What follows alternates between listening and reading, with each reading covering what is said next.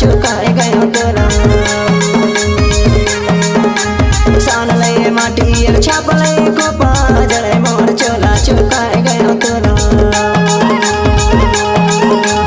आइले यार बैठले बताइले ती करा जड़े मोर चोला चुकाए गयो तोरा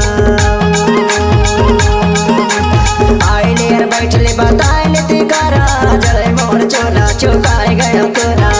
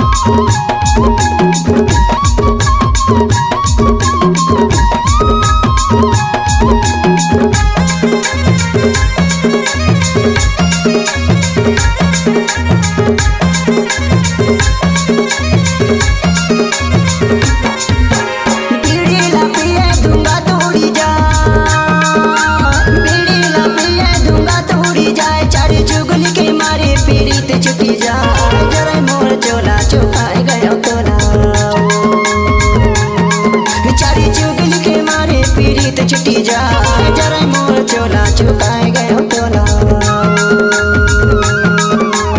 आइले यार बैठले बताइले ती करा जरा मोर चोला चुकाए गयो तोला आइले यार बैठले बताइले ती करा जरा मोर चोला चुकाए गयो तोला